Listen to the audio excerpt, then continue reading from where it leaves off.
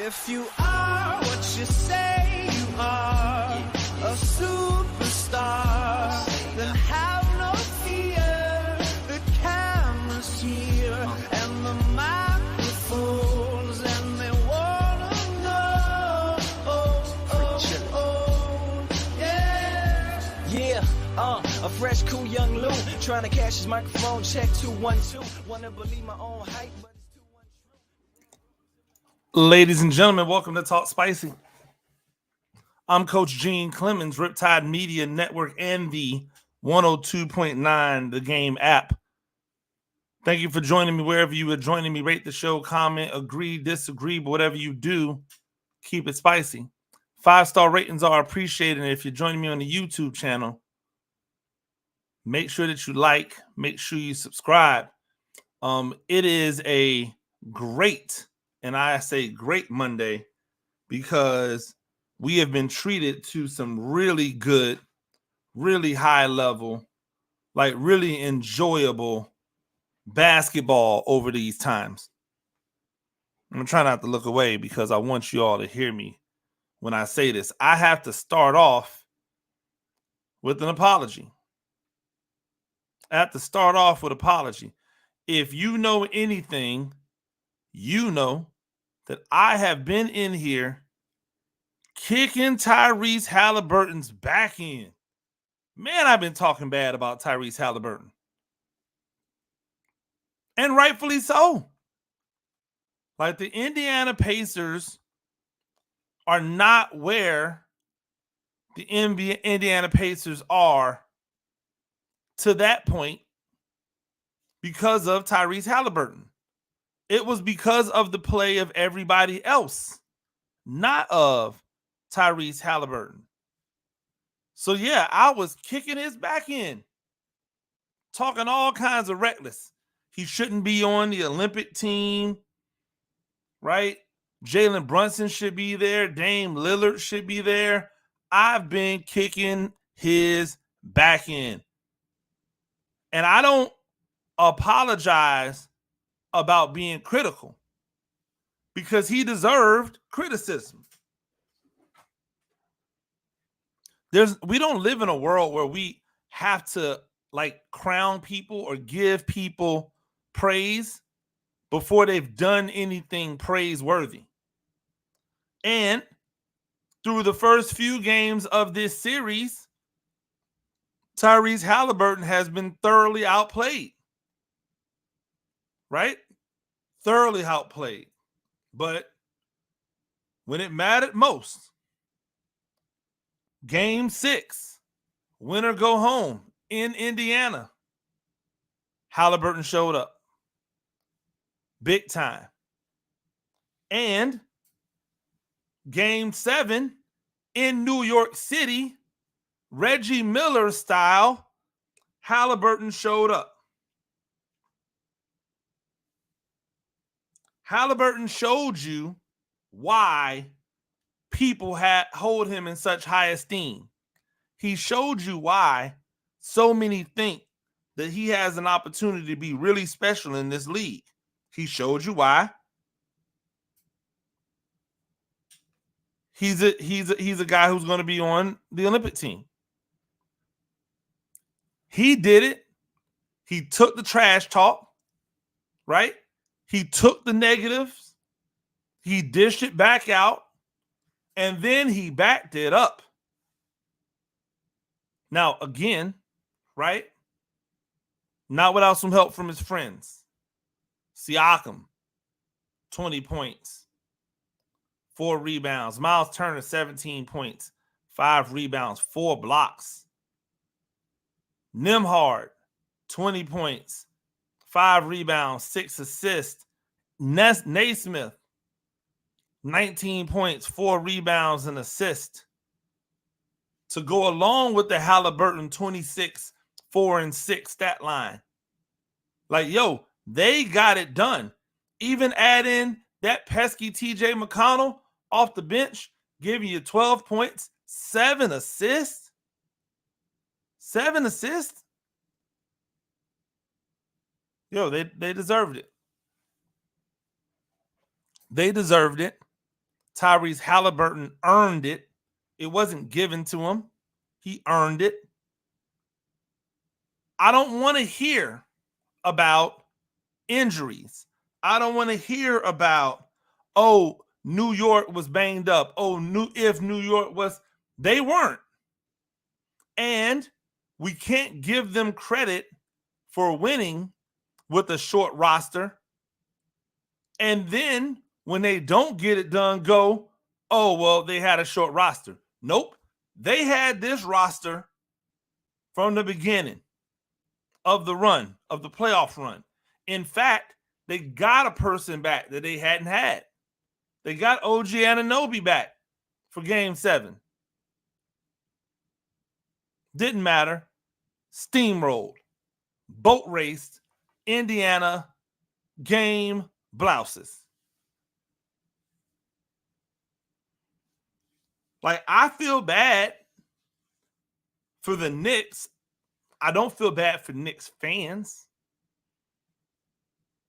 I feel bad for the Knicks. I don't feel bad for Knicks fans. They gave you a fantastic run.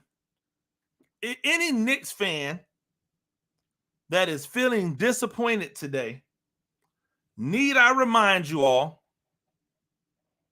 that you haven't seen this level of playoff success in quite some time, and you have a team that, if you do get fully healthy, is positioned really well to still have success.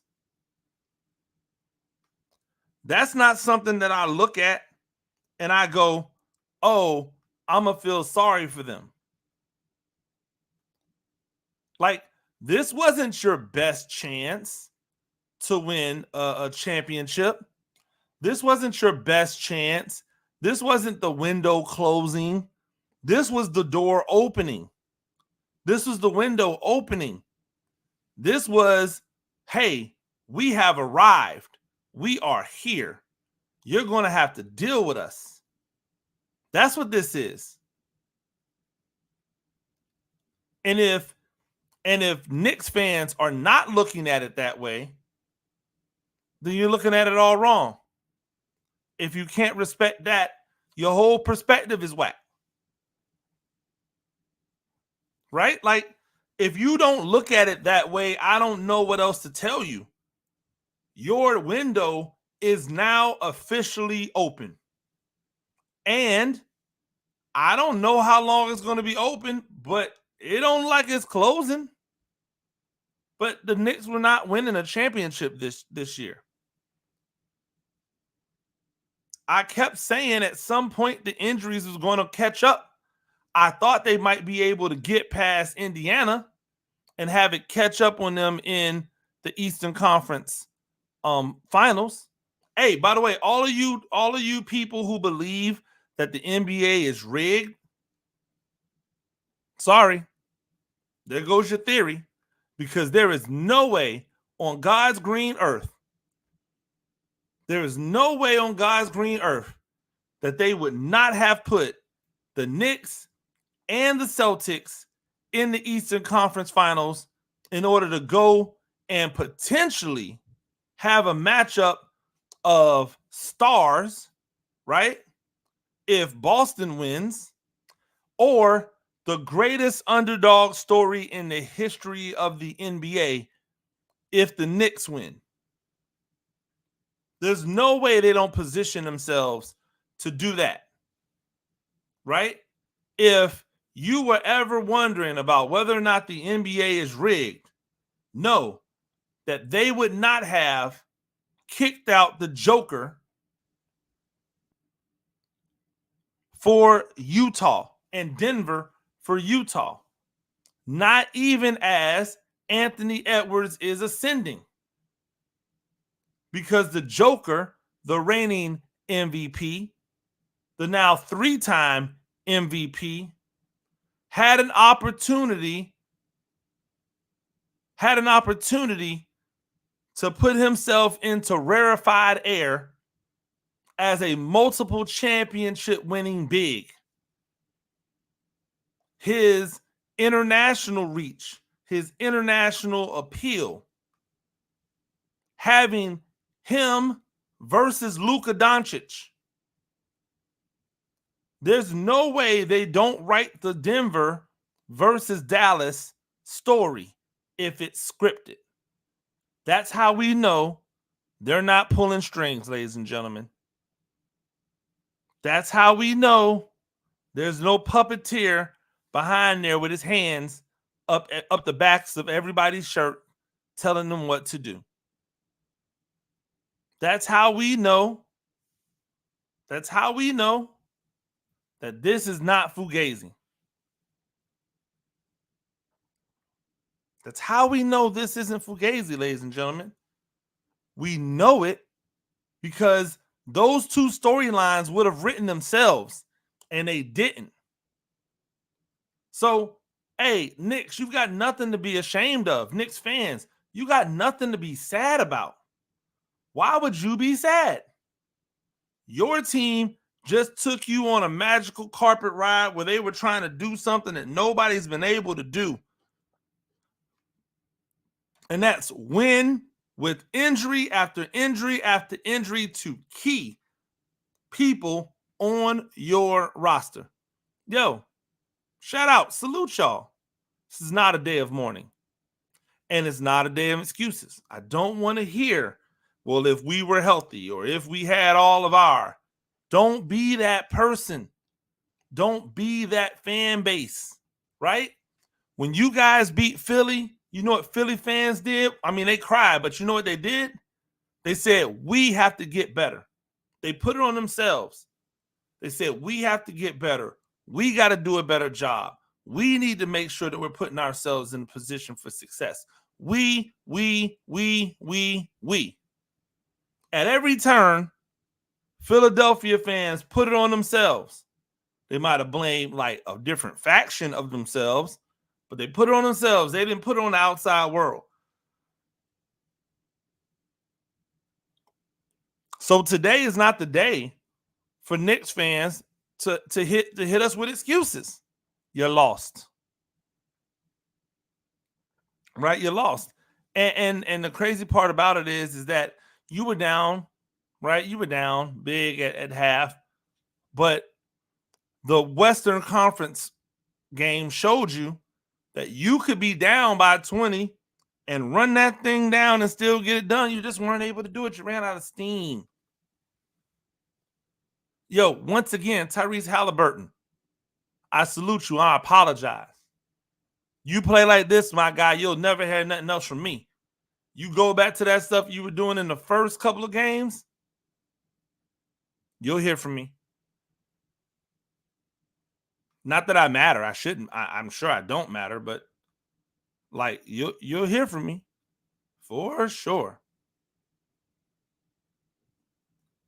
The other game that had the world in the headlock, Minnesota versus Denver. A slobber knocker, if you will, 98-90. Minnesota wins, but that's not the impressive part, right? That's not the part that makes you go, oh, okay.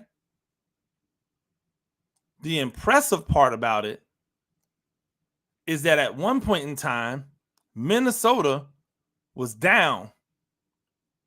They were down bad. Right at one point in time, at halftime, it was 38 to 53. But at one point in time, they were down by 20 points. Anthony Edwards, right? Who is the darling of this playoffs, right? He is the breakout player of this playoffs if we've ever seen one. Anthony Edwards in the first half had 4 points, no rebounds, 3 assists, and 2 fouls. He was shooting 1 for 7 from the field, 0 for 3 from 3. Rudy Gobert had 3 points. He was 0 for 3 from the field and had 5 rebounds, 2 turnovers. Mike Conley was 1 for 7, 3 points, 4 rebounds, 2 assists. Nickeil Alexander-Walker, 0 points. Naz Reid, 3 points. Kyle Anderson, 2 points. You get the point. Who held them down? Karl Anthony Towns held them down. Karl Anthony Towns, 5 for 6 from the field, 1 for 2 from the three-point line. 13 points, 4 rebounds, 1 assist, 1 steal, 1 block. Jaden McDaniels chipped in with 10 points and 4 rebounds in the block. But it was Karl Anthony Towns that held them down, that made it possible for them to just stay close enough. Just stay close enough. They went from being down, right, 18 at the half,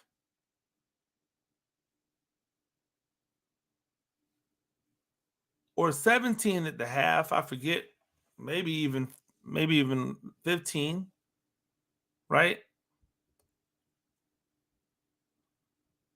To a 23-point beatdown in the second half.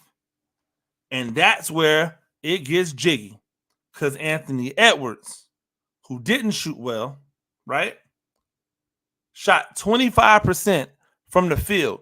If Anthony Edwards is going to shoot 25% from the field and they still win, you're in trouble. But he did everything else. 8 rebounds in the second half, 12 points, 8 rebounds, 4 assists. Gobert, 10 points, 4 rebounds, 1 block. Towns, another great half, 10, 8, 1, 1. McDaniels, 13, 2, 1, and 2.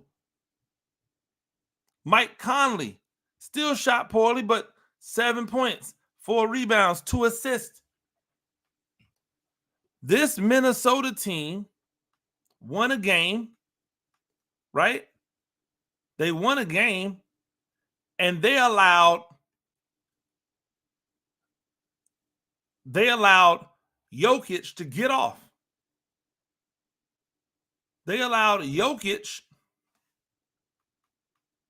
Let me roll up my joints right here.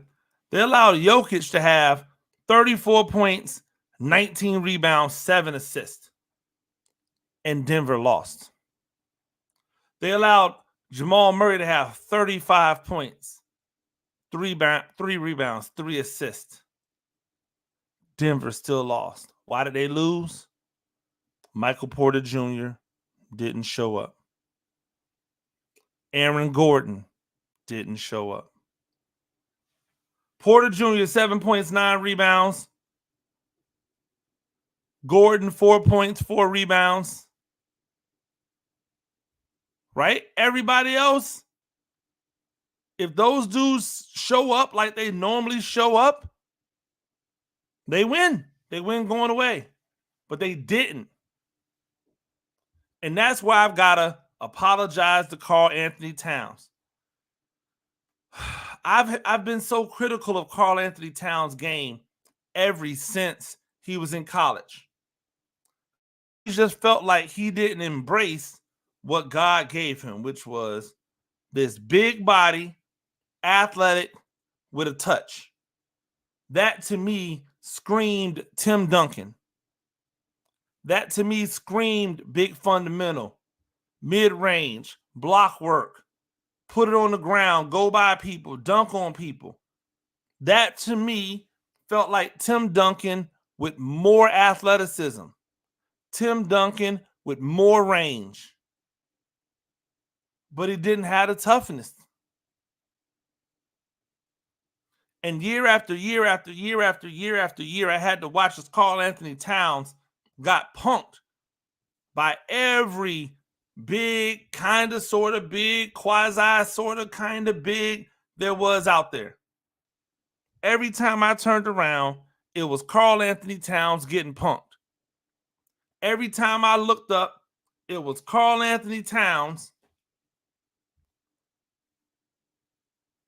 who looked like he was about to cry, who looked like he wasn't going to get it done. And he didn't. And the Timberwolves have been bad because of it. The Timberwolves have seen really talented players not be successful because Karl Anthony Towns never wanted to be the legitimate true alpha. Even in Kentucky, right? He allowed every other player on the team to be alphas except him. But he let a bunch of other people who were not alphas be alphas. And they lost because of it.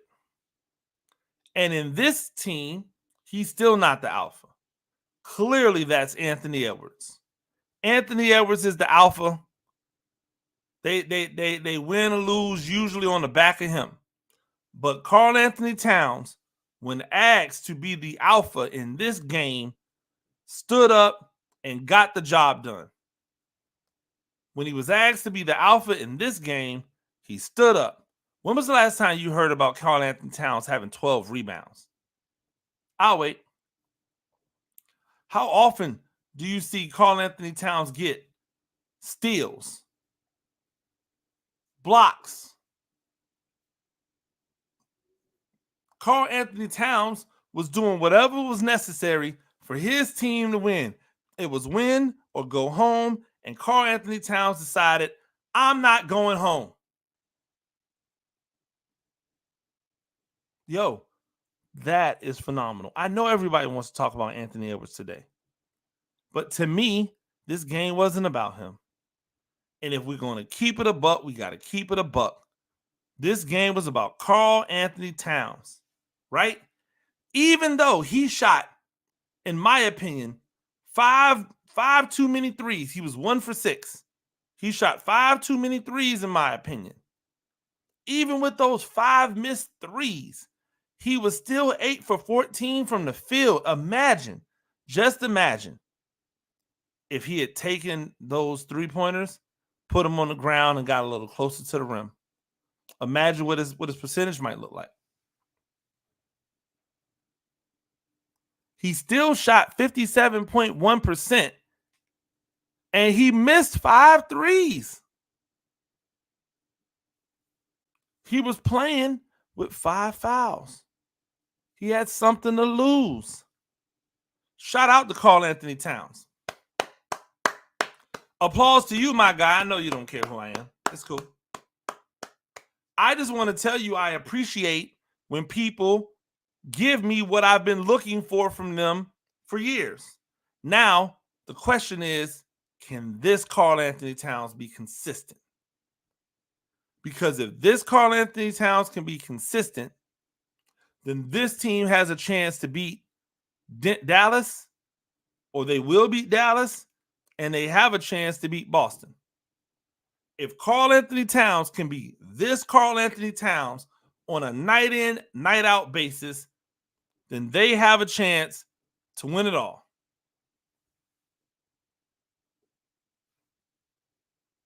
Hey, call me crazy. Say I'm lying.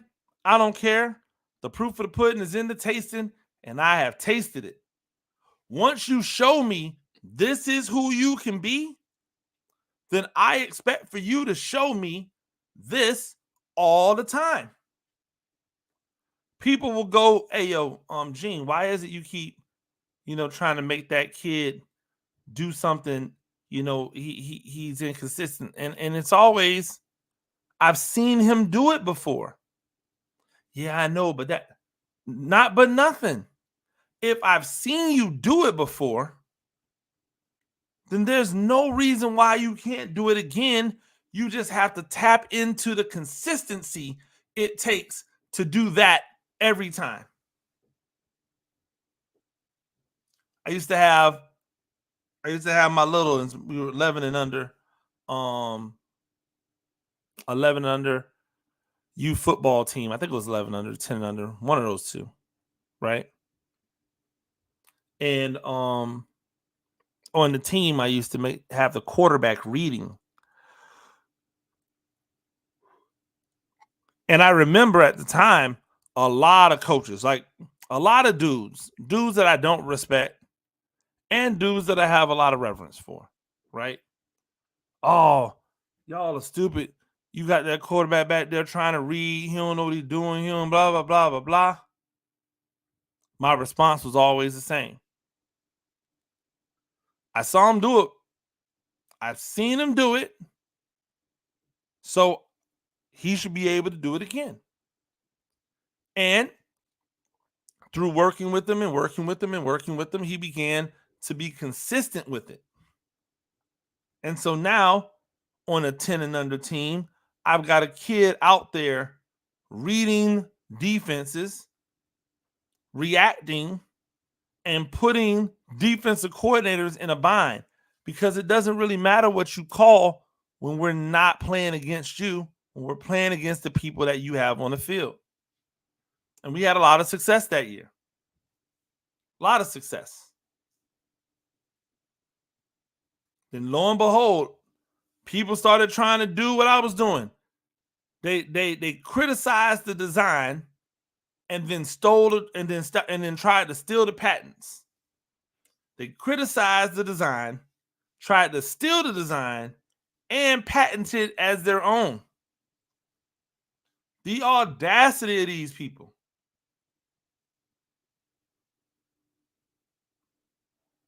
The unmitigated gall. But imitation is the highest form of flattery. And so is the level up. Karl-Anthony Towns just leveled up. Tyrese Halliburton just leveled up. But there are titans waiting. And it's not that I think that Dallas is this titan, but they clearly have two players that are titan-esque, right? I thought Dallas was wearing down. I'm going to find out if I'm right. I said on our Zebra Strikes podcast that I didn't think Dallas had enough to make, like, they were just going to get out physical by either one of these teams. We're going to find out if I'm right. I said it would be a long day. We're going to find out if I'm right. But I'm interested in this Eastern Conference Championship, right? Because this Eastern Conference Finals, this is what I need to see. They just gave Jrue Holiday all this money. And I said it on the Zebra Strikes podcast. This series is the series that they signed Jrue Holiday for. The rest of this of the playoffs for Jrue Holiday is going to be important. Yo, can you shut down Tyrese Halliburton? Can you guard Anthony Edwards? Can you guard Luka and or Kyrie? Can you make life difficult for them? If the answer is yes, Boston wins the championship. If the answer is no, then Boston will likely fall. It's just that simple. It's just that simple. When you're a specialist like a Rudy Gobert and you don't do your job like he didn't in Game 6 or in Game 7, and you need other people to step up and do the job that you should be doing, you just got lucky. You were lucky to be on the team. But if you're able to make the stops, if you're able to make it happen, then you become something different. And that's what Jrue Holiday has an opportunity to do. He has an opportunity to become something different. He has the opportunity to make people care about him beyond the level that they've cared about him in the past. Right? Because there's a difference between being a role player, right? There's a difference between being a role player and being like a specialist. Just has a better ring to it, doesn't it? has a better feel, a better tenor, if you will. So we're going to find out. We're going to find out just what Halliburton is made of. Future Olympian. We're going to find out what Drew Holiday is made of. Future Olympian. We're going to find out what Anthony Edwards is made of. Future Olympian. And we're going to find out what Luka Doncic is made of. Future Olympian. I can't wait. My team is Cancun, fishing, working out for next year, all that. I'm just here for good basketball, ladies and gentlemen. That's all I care about. When I come back, we're going to be talking WNBA and the first week of the WNBA, some takeaways, and obviously we'll be talking about Caitlin Clark. This is Talk Spicy on the Riptide Media Network. Adopt US Kids presents What to Expect When You're Expecting. A teenager. Learning the lingo. Today I'm going to help parents translate teen slang. Now, when a teen says something is on fleek, it's exactly like saying, that's rad. It simply means that something is awesome or cool. Another one is totes. It's exactly like saying, totally, just shorter. As in, I totes love going to the mall with Becca. Another word you might hear is jelly. Jelly is a shorter, better way to say jealous. As in, Chloe, I am like so jelly of your unicorn phone case. You don't have to speak teen to be a perfect parent. Thousands of teens in foster care will think you're, rad, just the same. To learn more, visit adoptuskids.org. A public service announcement brought to you by the U.S. Department of Health and Human Services, Adopt U.S. Kids, and the Ad Council. This is the story of a very special woman. In a matter of seconds, she turned herself into a great mathematician or an entrepreneur. Her knowledge was limitless and still is. She could also make monsters disappear, especially those that lurked in the shadows under the bed. Once, this woman put back together a teenage girl's broken heart, which had been shattered in 1,000 pieces, just by giving her a bear hug. She masqueraded as a regular person at work, but as a superhero at home. Everyone knows her as Gabriella. I still call her Mom. Your hero needs you now, and AARP is here to help. Find the care guides you need to help, complete with tips and resources at aarp.org/caregiving. A public service announcement brought to you by AARP and the Ad Council. Hey, Dad, your prescription will be ready in just a minute. Hey, Dad, your laundry will be ready in just a minute. Dad, your lunch will be ready in just a minute. Hey, honey, why don't you take a minute?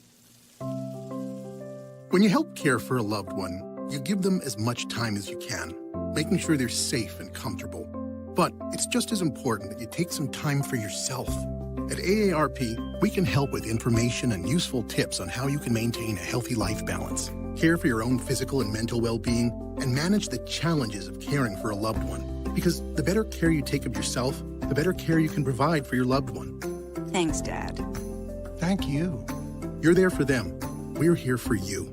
Find free care guides to support you and your loved one at aarp.org/caregiving. That's aarp.org/caregiving. A public service announcement brought to you by AARP and the Ad Council. Ladies and gentlemen, welcome back to Talk Spicy. Riptide Media Network and 102.9 The Game app. I'm Coach Gene Clemens. Thank you for joining me as always. Make sure that you follow me anywhere that you follow on social media at Gene Clemens. That is on X, that is on Instagram, on Twitch, on Facebook at Coach Gene Clemens, the Coach Gene Clemens Facebook page, and obviously the YouTube channel. Also, shout out to the Bleacher Brothers, who is simulcasting Talk Spicy as well, and to Football Game Plan, that allows me to simulcast on their Facebook platform as well. Make sure that you are supporting all of us, as we know that creatives, especially independent creatives, are going to be the way that the future goes. Outside of the big conglomerates, right? Outside of the heavy hitters, the Pat McAfees of the world, the Stephen A. Smiths of the world. Isn't it crazy how quickly Pat McAfee just ascended to this level? We should have a conversation about that one day. It won't be today, but we should. What I do want to talk about is the WNBA and more specifically Caitlin Clark. But I want you to understand before I get started, I do not want Caitlin Clark to fail. I don't have any vested interest in Caitlin Clark failing. I don't have any vested interest in any woman failing. I love basketball. I love women. Therefore, I love women playing basketball. I love the game of basketball, so dunks don't matter to me. I can appreciate the subtle nuances of the game, regardless of whether it's men, women, children, teenagers, low level, high level, does not matter. I can enjoy it all. So, just so everyone knows, and maybe a lot of you do if you've been rocking with me for a long time. I've been at this for a minute. But if you've been rocking with me for a long time, you know that I played basketball. I played basketball in college. Many of you know that I consider basketball to be one in my sports drug of choice. It is one over football. One of the reasons why football wins out is because football has a lot more strategy in it than basketball does. Basketball really, like the best player can really sway, right, what you can and can't do. As Whitler George said on occasion, hey, look at when the guy gets hot, when the guy's got it going, there's almost nothing you can do about it, right? And it's not that way in football. In football, it still takes schemes, philosophies. Even the worst team can beat you if you don't execute. You don't just have one get out of jail free eraser most times. I say that to say I don't like these conversations to start with people thinking that I'm coming from a position where I don't know what I'm talking about. Now, you can believe what you want to believe about whether or not I'm played ball or I coached ball or how high a level I did it at and whether that matters or not. I'm telling you, I have been intimately involved with this game ever since I was a little kid. And I don't mean 15. I mean like as long as I can remember, as long as my psyche allows me to remember, I've been intimately involved in basketball. So, one of the things that I was told when I was very, very young, right, is that when you are big, right, when there's a big on the court and the big is running, you want to throw the ball up to the big. Not for any dunk reasons, but because the big runs with their head up. Naturally, the big is taller than other people. Therefore, if you throw the ball up, it's easier for them to locate and track the basketball as opposed to chest passes and or bounce passes. Now, Caitlin Clark made a pass in the game against the New York Liberty. There was a steal. She was coming down. She had a big that ran right down the middle. There were two defenders. One was in trail mode, running behind the big. The other was backpedaling and was kind of flat foot backpedaling. It is at that point that I said, and I had made a reel about it, or I made one of those TikTok reel shorts. I put it on all platforms. I said that while the bounce pass was the more like flashy of the two, it was the harder pass to handle. The big has to now look down for the ball, locate the ball, turn, get their hands on the ball, all while running full speed forward. Whereas a lob over the top, they could have just ran underneath it, caught it, laid it in. Cool. I said all that. I diagrammed it. I told them why I felt this way. And close to 200,000 responses later, I have people who are saying, that's a fantastic pass. It hit her hands. She's got to catch it. She needs better teammates. I'm going, this is not a better teammate issue, although better teammates never hurt. This is an awareness issue, right? This is a know your personnel issue. This is a understand who you're playing with issue. Then people wanted to get on here and tell me about how, like, the Iowa team is better than WNBA teams, and how that Iowa team would catch those passes all the time. And then I went, okay, we got to stop it, right? This is on the heels of hearing respected media members and journalists talk about how the WNBA should have given Caitlin Clark an easy schedule. This is on the heel of an NBA player like Jeff Teague saying that the WNBA should treat Caitlin Clark like it's WWE.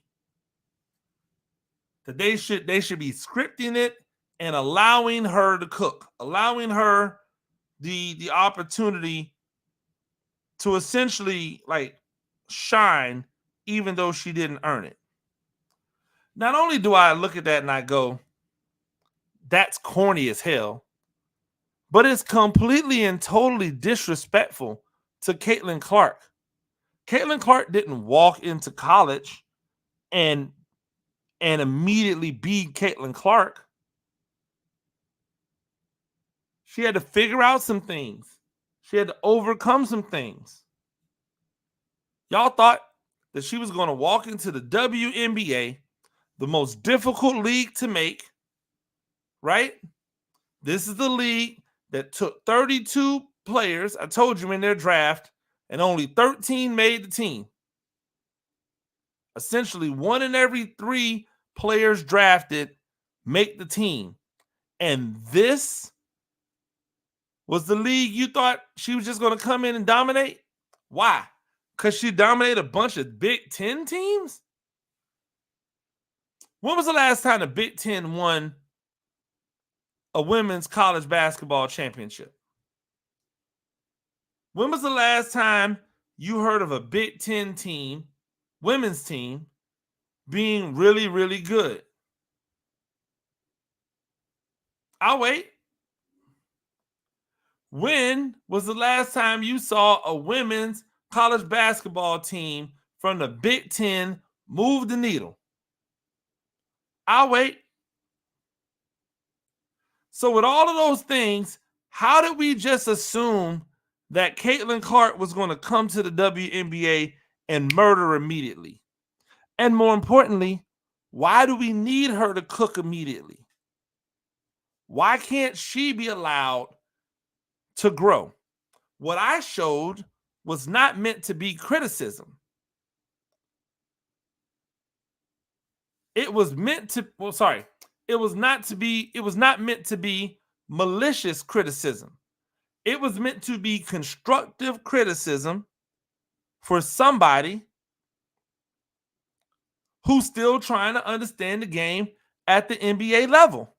It's come too easy to her over the last few years. there were passes that you could get away with in college because that ain't the WNBA. And there are no Big Ten teams in the WNBA.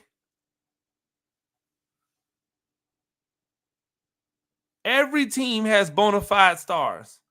Every team has bona fide killers. Every team has defensive specialists, especially at guard, that are looking at Caitlin Clark like food. So, yeah, it's important for her to get better at her craft, not only to be able to better serve her teammates, but to better serve herself. Caitlin Clark is doing a lot of the stuff that she did in college in the WNBA right now. She's still a high volume shooter. She's putting up solid points, solid offensive statistics, and turning the ball over like it's going out of style. A lot of people forget that she was one of the all-time league leaders in turnovers. People forget all the negative about her because they just want to talk about the positives. But why can't we do both? I think the greatest thing I saw in these 200 views that have gotten thousands upon thousands of chat replies, and I try to engage because I want to have a dialogue, right? One of the best things I saw somebody say was, that was a good pass. I'm sorry, that was a pass that the big should have caught. But I don't disagree with what you're saying. My friend, that is the whole point. These two things can be true at the same time. Two things can be true at the same time. The first thing is Caitlin Clark will learn that bounce pass, trying to skip it between two people, not the smartest move, especially to a big that is running straight forward in front of you, not at an angle, but straight forward in front of you. Essentially, a big that is rim running. That's what we call it.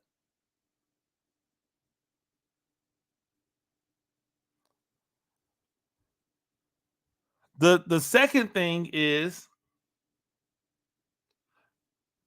that big man's got to get better hands, because people also came on there and told me, hey, she did lob it, but the big dropped it or fumbled it away. Hey, you know what? I don't care. If you make the right decision all the time and the person that you made the right decision to makes the wrong decision, that doesn't mean you should start making wrong decisions because somebody else screwed up. You have to have faith in the fundamentals. You must have faith in the fundamentals, faith in the bedrock, in the foundation of sports. It's like this all over the place, right? You got to have faith in the foundations of sports. You can't just arbitrarily decide, I'm going to break those foundations. And then when you don't get the job done, breaking those foundations, be upset. Be mad. That's not how this works. That's not how it should work. I should be able to give constructive criticism and people go, I get where you're coming from. Or they can go, I don't know if I see it that way. We can have the conversation. Obviously, my opinion is not going to change if I gave my opinion unsolicited based off of the fundamental facts. Hey, by the way, I had someone tell me, a coach tell me that anything 101 is based off of the individual and not based off of the collective right. I was dumbfounded. I was flabbergasted. right? I could not believe what I had heard.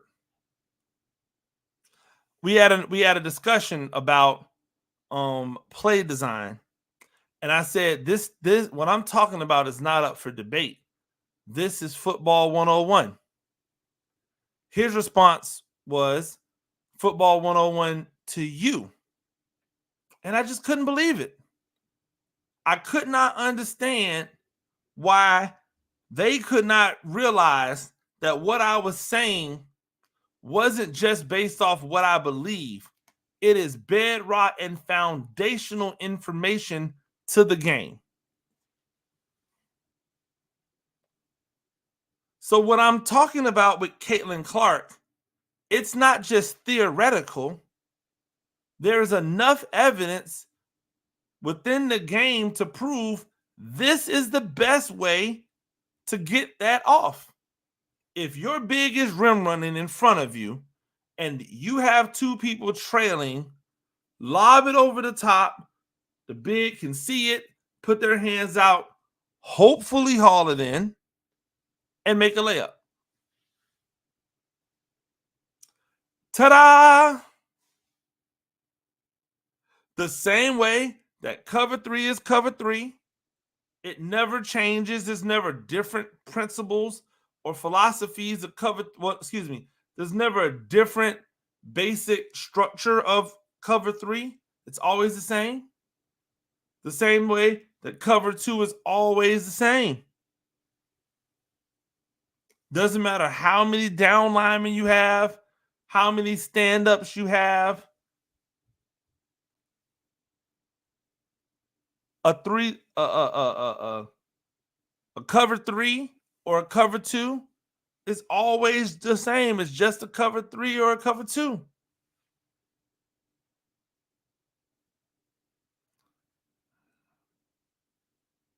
Caitlin Clark is going to figure this thing out. I have no doubt that Caitlin Clark is going to figure this thing out. What I do have doubts on is whether or not fans are going to stay with her long enough for her to really figure this thing out. Or are they going to continue to overinflate what she does until her play actually matches the praise that she gets?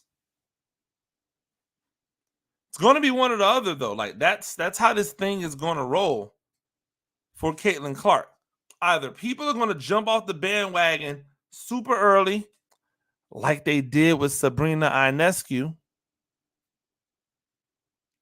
or they're going to give her the latitude to be able to grow, and hopefully by the time she's mastered her skills, there would be some better diplomacy out here for what she does, better appreciation for what she does. That's what you got to hope, right? It's interesting. When I'm talking about women's sports, right? I don't feel the need to call them women. I just refer to the game as the game. And you could actually notice when I try to remember like pronouns, he, she, like instead of saying the big man, I'm trying to say the big. But the truth is that true equality means that you don't see gender. And when it comes to hooping, gender is the last thing on my mind. The first thing on my mind, can you ball or can you not ball? I think of basketball very similar to the way that we think about it on the basketball court, the way that we embrace it on the basketball court. I am here, right? I am here for the talent. If I can find a way to get to the talent without costing myself more than what I'm willing to give up, bingo. That's it. That's what I want. That's what it's all about. That's what it's all about, right? Like, I want hoopers. So when I think about the game, I don't even think about it in terms of female, male. I don't even really think about it in terms of pro, college, middle school, or high school. I look at all of it as intertwined. I look at all of it as opportunities.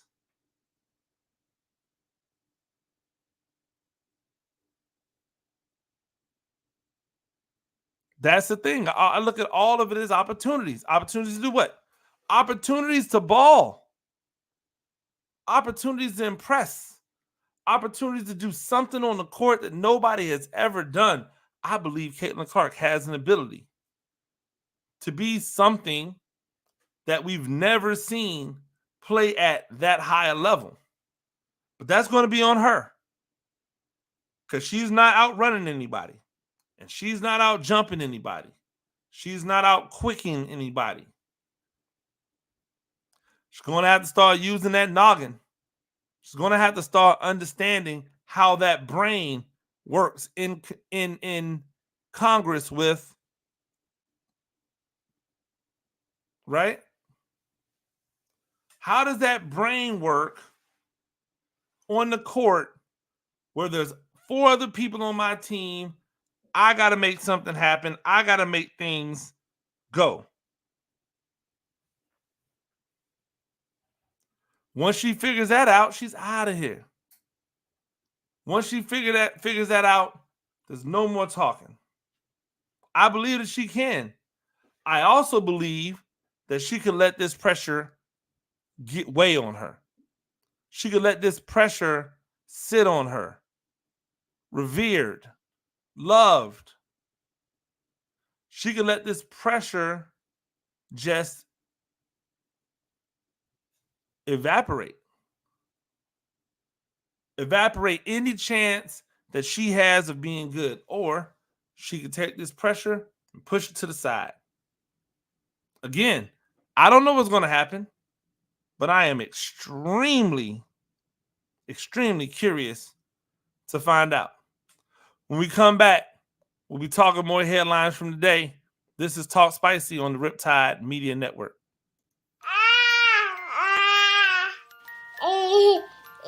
To some people, the sound of a baby babbling doesn't mean much. But that's not necessarily true. By 6 months, they're combining vowels and consonants. By 9 months, they're trying out different kinds of sounds. And by 12 months, their babbling is beginning to take on some meaning. Especially if there's no babbling at all. Little to no babbling by 12 months or later is just one of the possible signs of autism in children. Early screening and intervention can make a lifetime of difference and unlock a world of possibilities. Take the first step at autismspeaks.org. A public service announcement brought to you by Autism Speaks and the Ad Council. The following is made possible by Dad. Why was the basketball court all wet? Because the players kept dribbling all over it. The dad joke. Corny, grown-worthy, but also one of the simplest ways to share a moment with your kids. Why do you have to be careful when it's raining cats and dogs? Because you might step in a poodle. And kids that spend more time with their dads grow up to be smarter, more successful. Can I tell you a cat joke? Just kidding. And, with any luck, funnier adults. Why didn't the skeleton go to the dance? Because he didn't have any body to go with. Dad jokes rule. So take a moment to make a moment and give your kid a laugh. It's as easy as going to fatherhood.gov. Brought to you by the U.S. Department of Health and Human Services and the Ad Council. That's really funny. Okay, men, this is your time. Maybe you didn't choose this, but you're here now. You're gonna go out there and be an all-star caregiver. It's up to you. So what are you gonna do? You're gonna go grocery shopping, cook, clean, be there emotionally and physically. You gotta dig deeper. Drive them to physical therapy, doctor's appointments. Don't you forget about the pharmacy. I know you won't. Because that's what caregivers do. Don't give up. Don't ever give up. This is your time to show the world, your family, and yourself that you're tougher than tough. Now go out there and be the best caregiver this world has ever seen. Caregiving is tougher than tough. Find the care guides you need at aarp.org/caregiving. A public service announcement brought to you by AARP and the Ad Council. Ladies and gentlemen, welcome back to Talk Spicy. Riptide Media Networks in the 102.9 The Game app. I am Coach Gene Clemens. Thank you, as always. Thank you.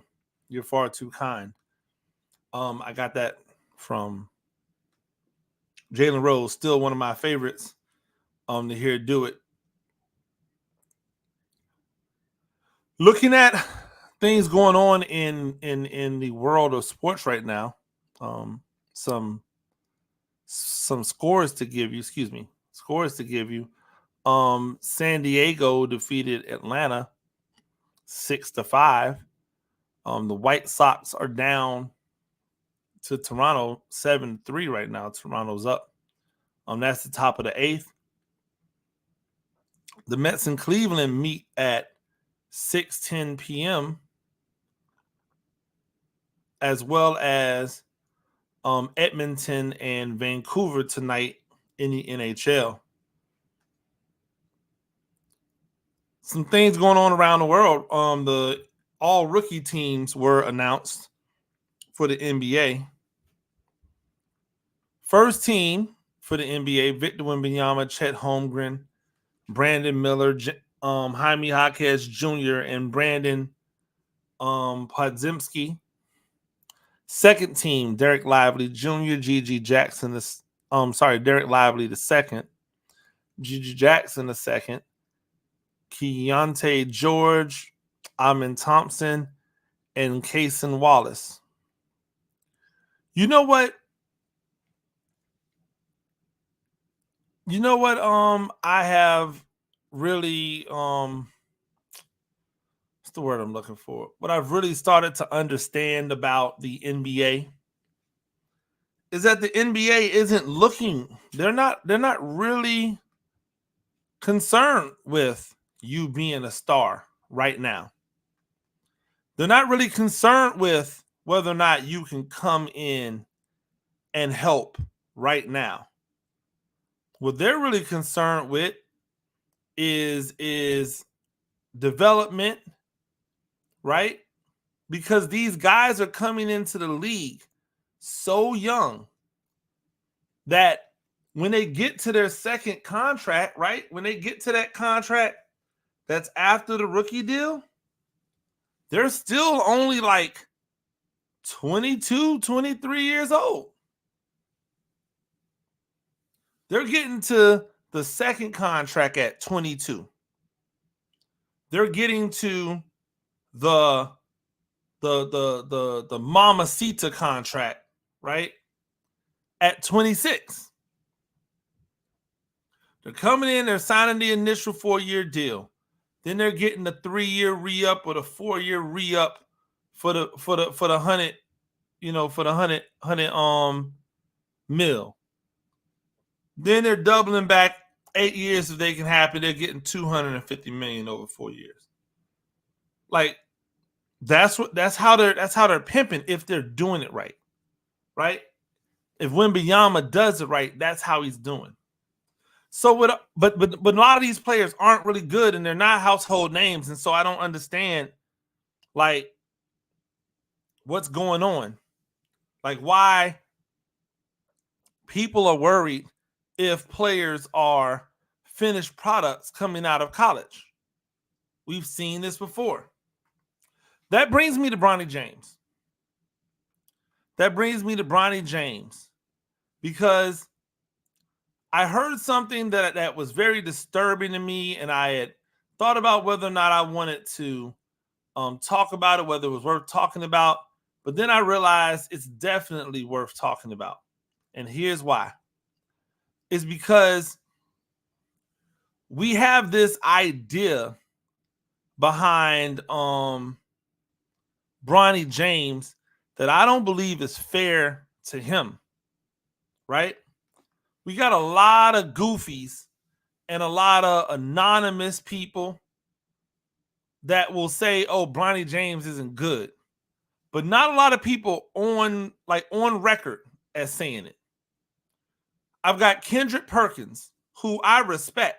He's a stand-up dude, right?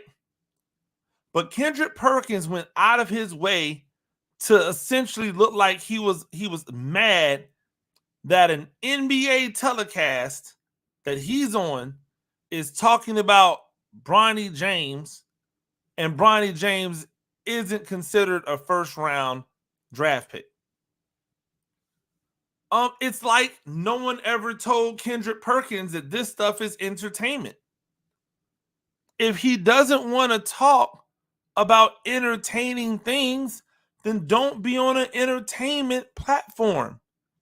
You think that this NBA show is there to talk about the news? They've got SportsCenter for that.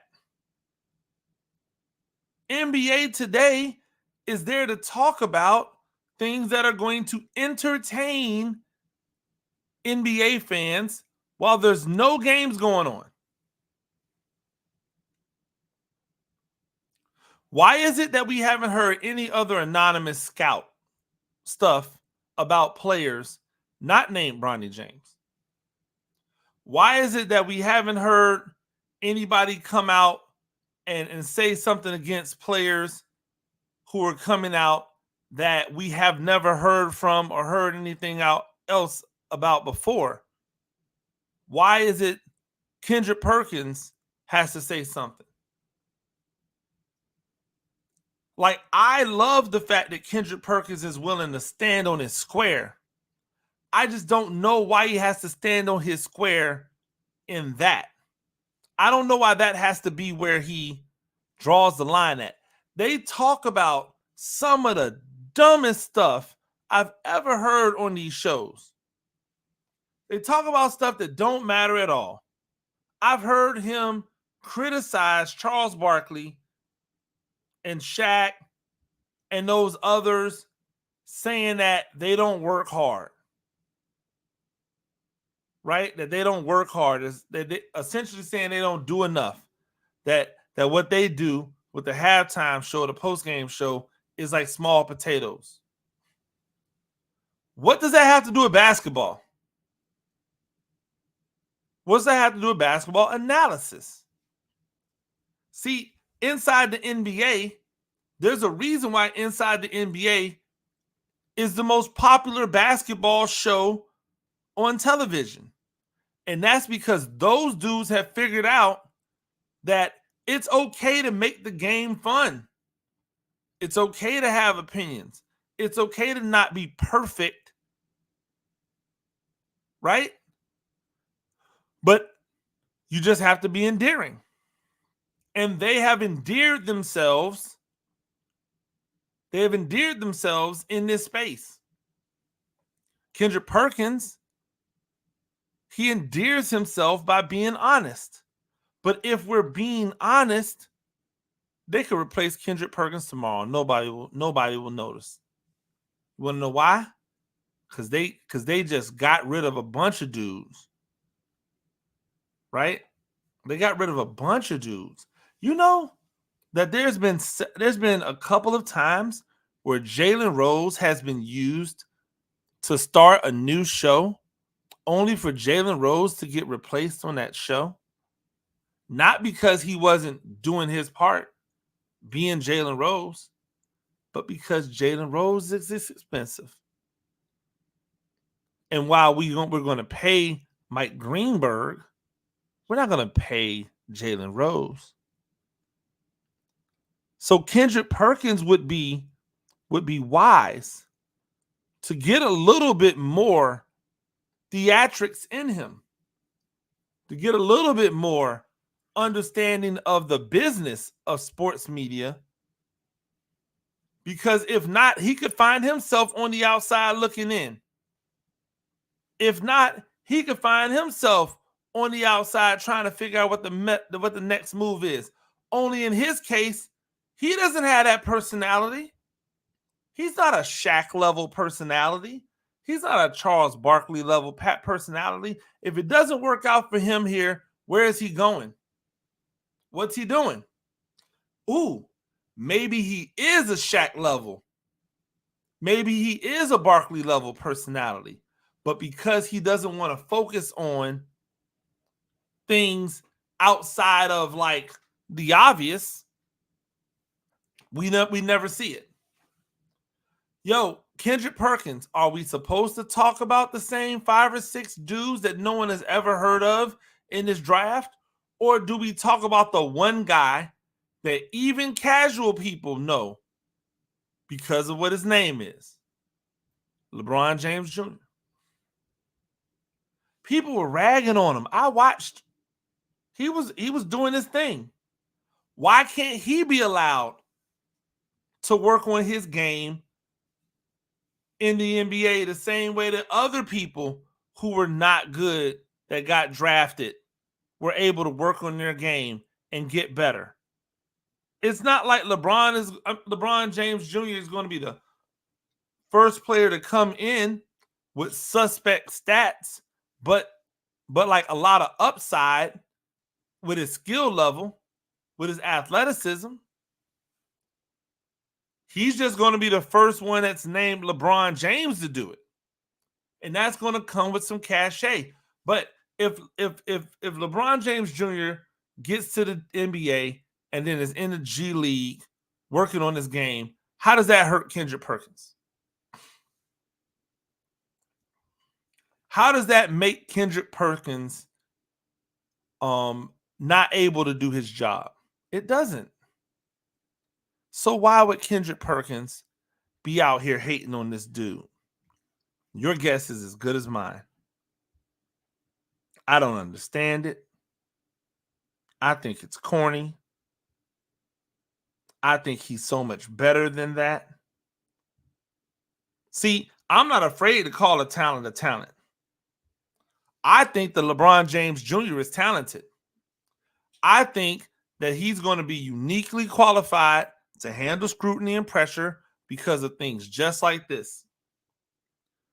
No, he's not tall. But at 6'1", with a 40-inch vert or a plus 40-inch vert and arms longer than your average 6'1" dude has, I think he could find a way to make it work. I think he could find a way to get it done. Will he ever be a superstar? Probably not. But if we're being honest about it, nobody thought Steph Curry was going to be a superstar, and he was in college murdering people. He was in college blasting people. Nobody thought he was going to be a superstar. Jalen Brunson, nobody thought he was going to be a superstar. He was in college murdering people. There are other guys who people didn't see being really good pros because they didn't do anything in college. And guess what? They're really good pros. Sometimes the game just fits you differently. Sometimes you just wear it differently than you would if you weren't here. That could be Broderick James. You know what can't happen? What we should never allow to happen? We should never allow something to happen where we criticize someone for things that they cannot control. Right? Like, we can't be mad. We can't be mad at LeBron James Jr. because he's the son of LeBron James. We can't be mad at LeBron James Jr. because LeBron James named him LeBron James Jr. The only thing that LeBron James Jr. has been is himself. The only thing he's done is his best. He's tried to play the game the right way. He was trying to be unselfish. Never put up big numbers, but he never even tried. People act as if he's been out here ball hogging, shooting the ball, and missing everything. But that's not the case. He's never even tried. Not once. He's not that kind of player. And so everything that happens to him, everything that is done, right? Cool. Now people say, well, he's only getting this because he's LeBron James' son. You goddamn right that's the case. You absolutely right. That's the case. He's getting this because he's LeBron James' son. You know how much I've had to walk around and watch all of these football coaches who are coaches' sons get opportunities that I've never had in my entire life? You know how many times I've had to watch as broadcasting people and newspaper people get opportunities that I never had in my life? You know what I would have given to have a father or a mother who could have put me in position to skip the line on some of these things, not get by off not working hard, because we've all seen LeBron James Jr. work hard. But the opportunity for the push, the opportunity for the rub, just because I'm somebody else's son or daughter, or not daughter, but I'm somebody else's son, just because my father did it or my mother did it, and they had a connection. You understand how much it would have been fly if I had a family member, a mother or a father that went to college, and I could have gone to the college that they went to, not because I deserved it, right? But just because I went to that school. It happens every time, all the time. Nobody says a word. Nobody says a word. Bill Belichick's sons have made a career out of football coaching, even though neither one of them looked like they ever even touched a football outside of a practice where they were throwing it around. They've been able to raise and elevate up the ranks of coaching simply by just being the sons of a Hall of Famer. There are countless amounts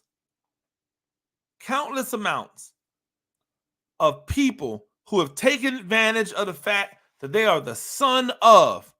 Why is it every time somebody that don't look like, Mike McDaniel, somebody that doesn't talk like Brian Callahan, every time there's somebody that doesn't seem to be quite like Sean McVay, why is it now a problem? Bronny James is taking advantage of the hand he was dealt. It is not his fault that you were not dealt that hand. It was not his fault that you did not get the extra incentive that he received. He shouldn't have to apologize about it.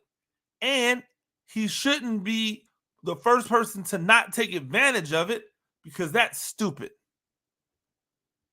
If the entire reason why LeBron James Jr. gets drafted in the first round is because he's the son of LeBron James, then guess what? That's the cost of doing business with LeBron James. The same way it's the cost of doing business for Giannis Antetokounmpo with both his brothers. Neither one of them should be in the NBA.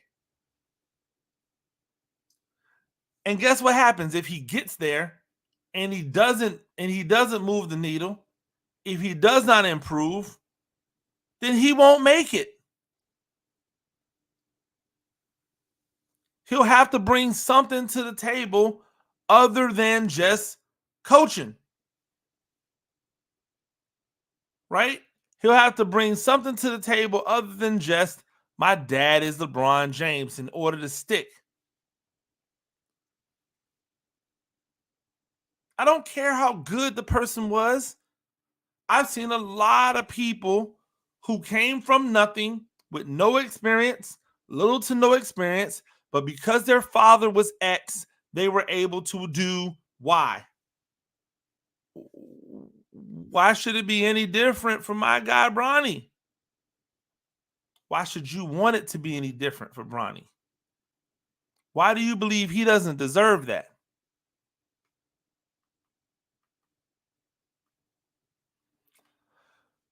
When I come back, we'll wrap this thing up. It's Talk Spicy on the Riptide Media Network. Right now, our country feels divided, but there's a place where people are coming together. I gotta tell you, I was nervous to talk to someone so different than me. Me too, but I'm glad we are. Love Has No Labels and One Small Step are helping people with different political views, beliefs, and life experiences come together through conversation, and it feels good. Wow, your story is so... Interesting? Yeah. When people actually sit down, talk, and listen to one another, they can break down boundaries and connect as human beings. At lovehasnolabels.com/onesmallstep, you can listen to amazing, life-changing conversations and find simple tools to start a conversation of your own. I know one thing. This conversation gives me hope. It gives me a lot of hope, too. Take a step toward bringing our country and your community together by having the courage to start a conversation at lovehasnolabels.com/onesmallstep. A message from StoryCorps, Love Has No Labels, and the Ad Council. People do some pretty cool things in their 40s and 50s. Why should saving for retirement be any different? I mean, they go back to college, learn new instruments, start skateboarding. Whoa! Okay, maybe that one's not for everybody, but saving for retirement is. With aceyourretirement.org, you can get on track with your retirement savings no matter your age. Just have a 3-minute chat with Avo, the friendly digital retirement coach from AARP. You'll get personalized recommendations based on your input that are easy to understand and work with your lifestyle. It's quick, easy, and free. Plus, it's sponsored by AARP, so you know they got your back. Woohoo! Gnarly move, Dad. Thanks, sweetie. So wherever you are in your retirement savings journey, head to aceyourretirement.org and start chatting with Avo today. That's aceyourretirement.org. A message from AARP and the Ad Council. This is the story of a very special woman. In a matter of seconds, she turned herself into a great mathematician or an entrepreneur. Her knowledge was limitless and still is. She could also make monsters disappear, especially those that lurked in the shadows under the bed. Once, this woman put back together a teenage girl's broken heart, which had been shattered in 1,000 pieces, just by giving her a bear hug. She masqueraded as a regular person at work, but as a superhero at home. Everyone knows her as Gabriella.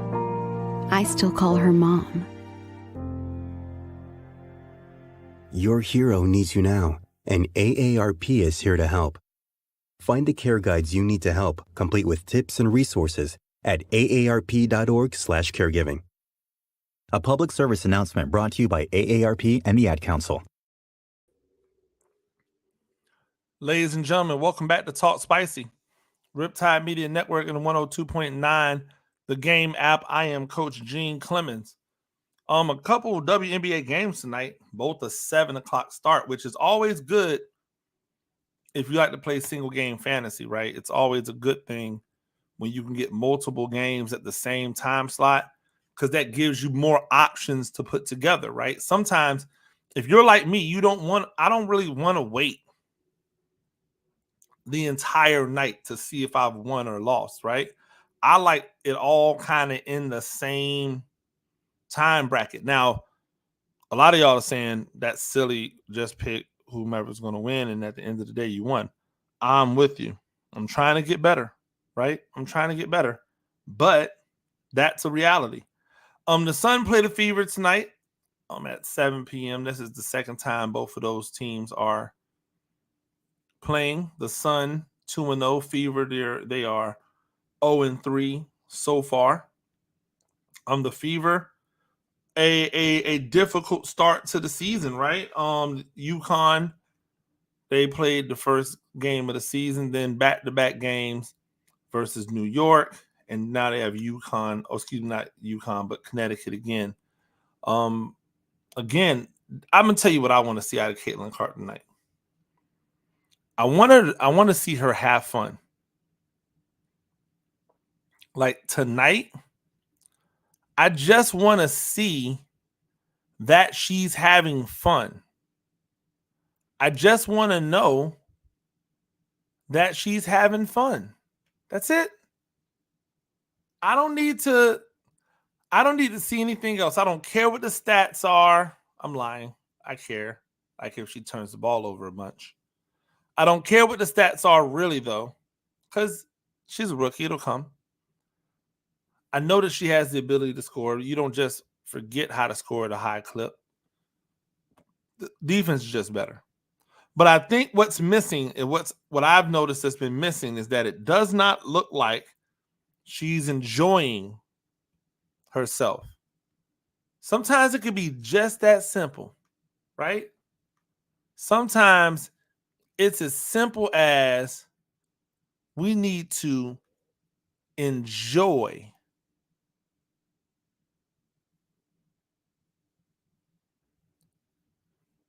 Did I strike a chord? Do you understand what I'm talking about? Sometimes you just need to enjoy. It's not hard for me when I think about it. Not hard at all. I want to see her look like she loves playing basketball. And if she does, I think you'll see her have a lot of success. Like maybe not like putting up 30, 40 points, but definitely having a lot more success than she's had. Individually, the team might not win because they're not very good right now. But that's okay. You don't have to be very good right now. You just have to be good going forward. Storm played at Liberty. That should be a good game. I don't know if Nneka Ogwumike is playing. She did not play in the last game. She's a game time decision tonight. That's going to be a big piece, right? Nneka Ogwumike is still one of the best players in the WNBA.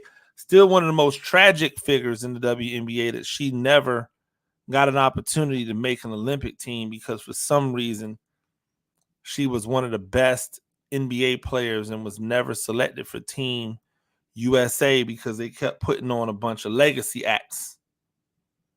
I'm not leaving that alone. Not leaving it alone at all.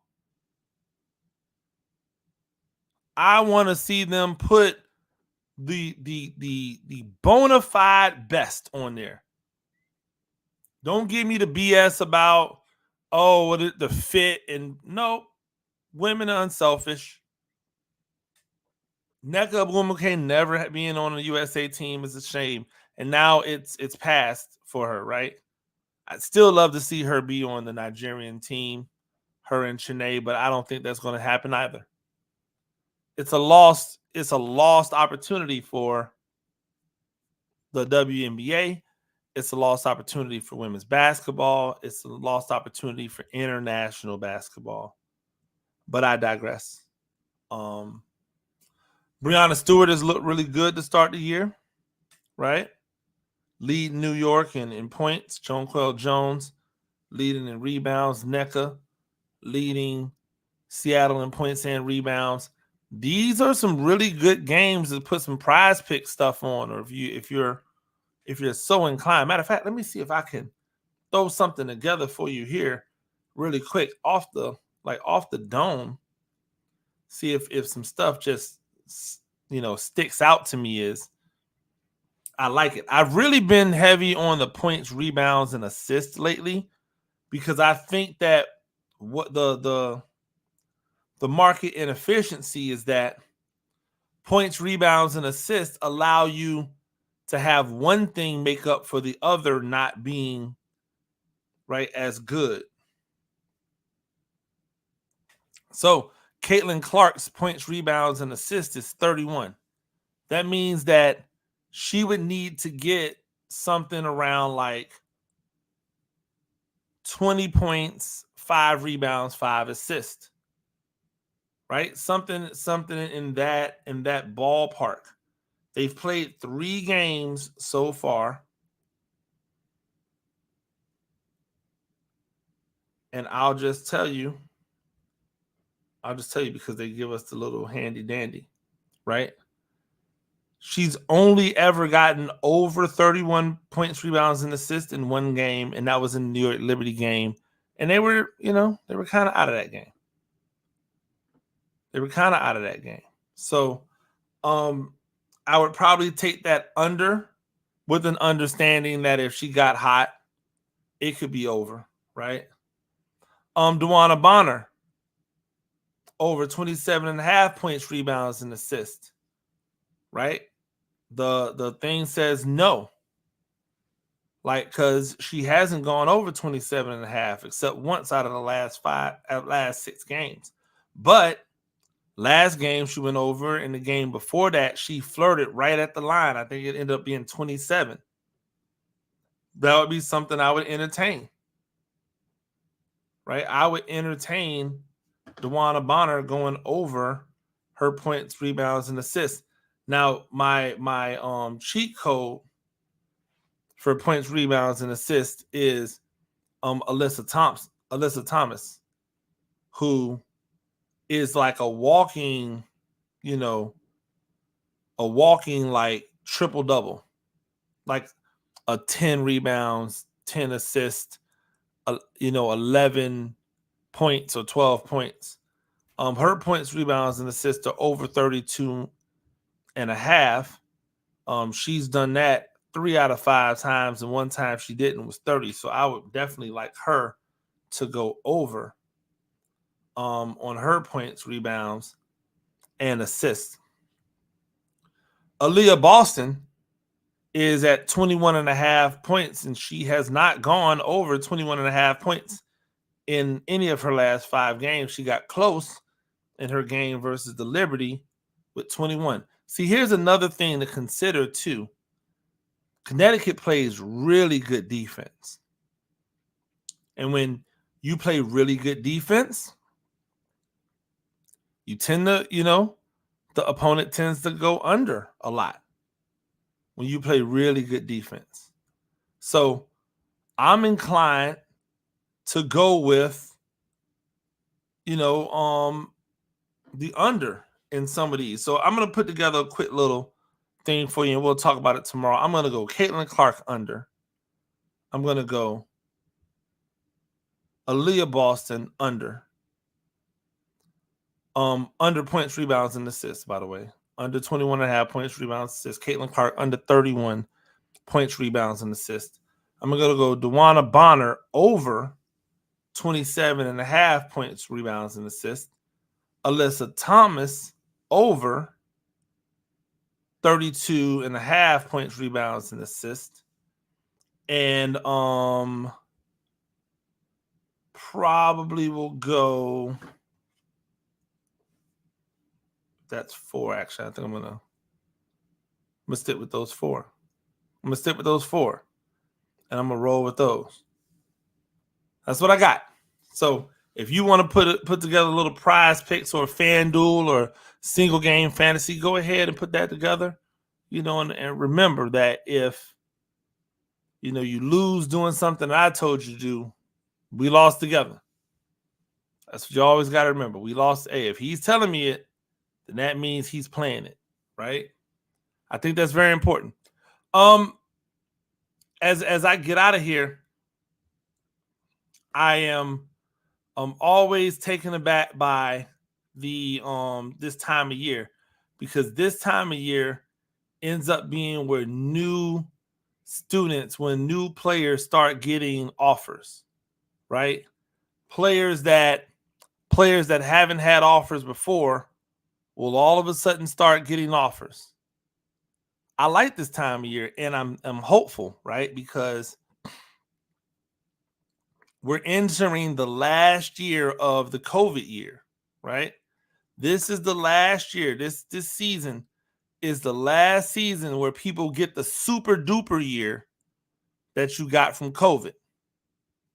And I am really excited to watch as the cycle plays out, because that means the class of 2025 will hopefully have the added bonus of not having to worry about a whole bunch of super duper seniors, right? So a lot of these senior classes will be even bigger than they would normally be, because those kids won't have the opportunity for a sixth season. They'll only have an opportunity to play 4 for their 5. Because of COVID, a lot of people had a chance to play 5 for 6, right? And so they won't have that anymore. So I'm hoping that means scholarships for high schoolers will be on the rise. But of course, now that we have the transfer portal with the immediate eligibility, we may never go back to what we saw before. But what we can assume is that we'll never have to worry about the kids getting the extra year exempted on, like so many of them. It really did make a paradigm shift in the game, and hopefully we'll see it start to kind of come back the other way. Because man, it just is rough. It's rough as a coach out here. We try to tell the truth to our kids, right? Hey, it's a new world out here. You've got to have the grades. You can't just have the ability. And even if you have the ability, you may have to be willing to go somewhere, get it popping, and then transfer to take advantage of something that you want to transfer from. I'm going to leave you guys with this, right? Because another thing that comes up in the summertime is preparation for next season. Whether you are a football coach or a basketball coach or baseball or softball, I want to challenge you individually as coaches. What are you doing to make your team better? Right? Here's my challenge to you. Instead of focusing on a large number of people, right?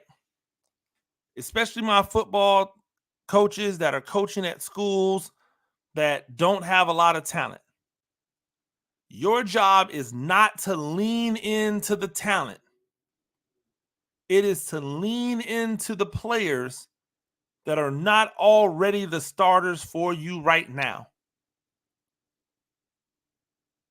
Find a way to build depth by making the players who did not touch the field for you in 2023 have the ability to touch the field for you in 2024. If you coach running backs, don't just go out there and tout out your best running back. Go find a guy that hasn't been identified as a running back yet, or that's a running back that needs to get better, and make him better over the summer. You know what we can't do? We can't have a bunch of players at running back get better over the summer. It's only one of you. It's a bunch of them. But you can have one if you focus in on that guy. Spend a little bit of extra time with that guy when he's not doing other things, when you're not working with the group. Find the talent, mine the talent, right? Mine it, and then develop it. Mine it, cut it, polish it, and now your team will be that much better because now you have a backup for the incumbent. If you're brand new at a program, don't just come in and be satisfied that you inherited a decent like hand.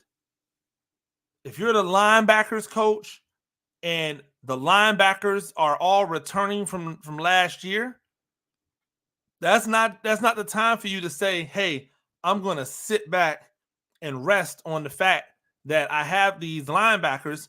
That's the time for you to make something happen different. That is my challenge to you. Good luck. Ladies and gentlemen, that's Talk Spicy, Riptide Media Networks, and the 102.9 fan app. 102.9 the game app. I've been Coach Gene Clemens. Until the next time, peace.